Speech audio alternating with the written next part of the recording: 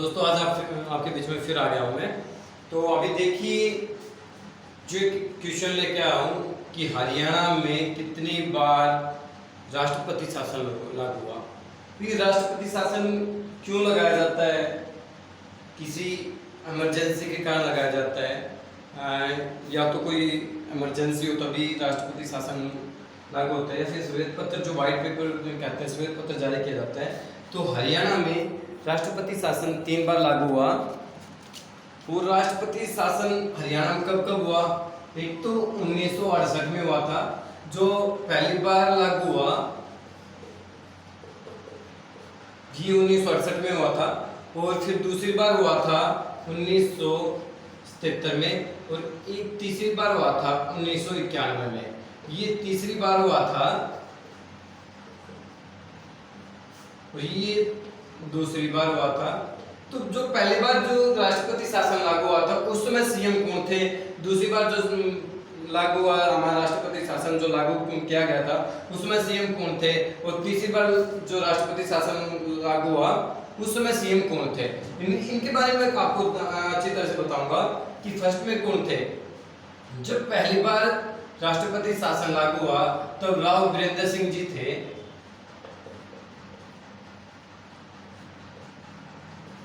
राव वीरेंद्र सिंह जी के बारे में आपको बता दूं, राव वीरेंद्र सिंह केंद्रीय मंत्री रह चुके हैं और हरियाणा के दूसरे मुख्यमंत्री रह चुके हैं।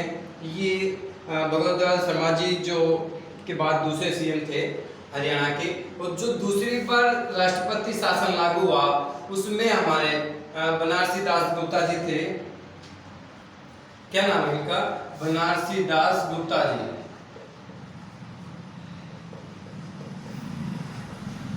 बनारसी दास गुप्ता जी थे। 1977 में जब राष्ट्रपति शासन लागू हुआ उस टाइम सीएम कौन थे? राव वीरेंद्र सिंह पहली बार जो पहला राष्ट्रपति शासन लागू हुआ उस समय सीएम थे।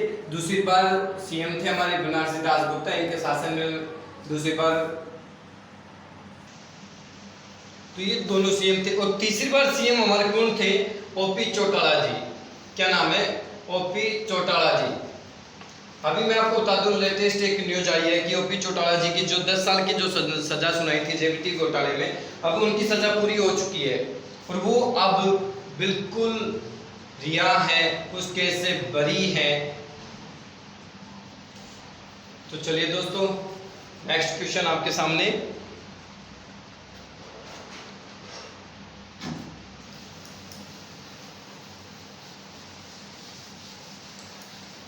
ऐसे काफी क्वेश्चन आएंगे कि हरियाणा में राष्ट्रपति शासन कब लागू हुआ, राष्ट्रपति शासन 3 बार लागू हुआ और उस समय सीएम कौन थे, ये भी आपको ध्यान रखने योग्य बातें हैं। दूसरी बात एक और मैं बता दूं, आज मैं आपको बता दूं भैया, आज मैंने स्पेशल नोट बनाए हैं आपने जो हैंड रिटन करके।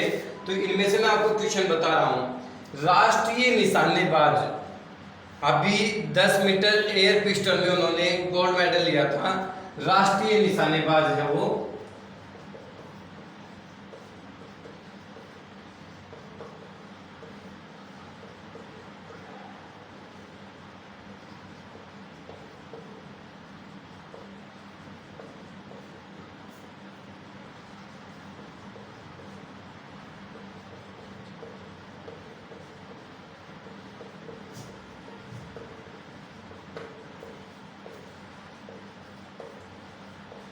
क्या क्वेश्चन है? राष्ट्रीय निशानेबाज मन्नू भाकर किस जिले से संबंधित रखती हैं? तो ये मन्नू भाकर झज्जर डिस्ट्रिक्ट से हैं। झज्जर जिला है इनका और इनका गांव है गौरिया। क्या नाम है? गौरिया गांव है इनका। गौरिया गांव की है ये। और इनके फादर एक स्कूल के चेयरमैन हैं। और ये 10 मीटर एयर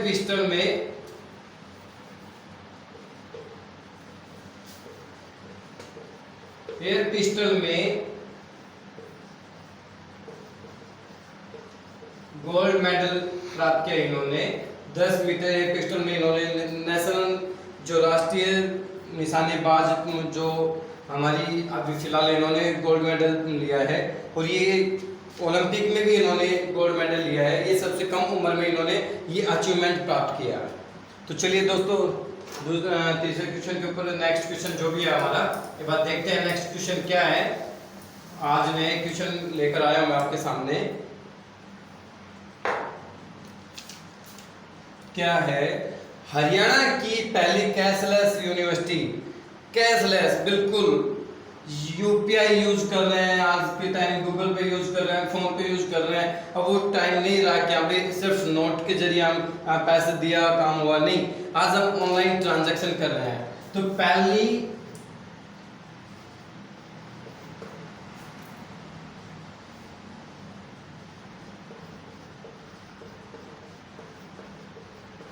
कैशलेस विश्वविद्यालय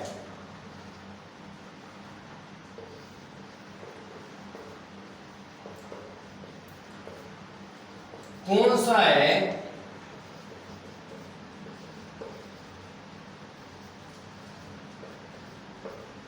पहला कैशलेस विश्वविद्यालय कौन सा है?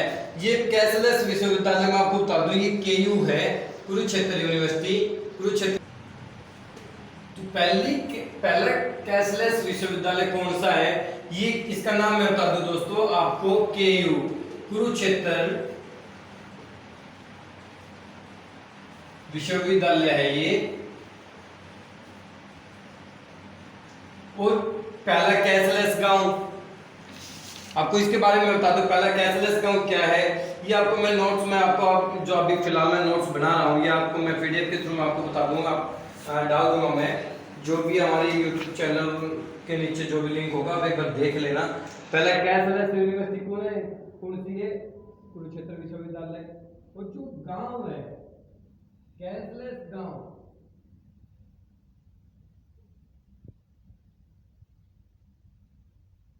कैशलेस गांव कौन सा है?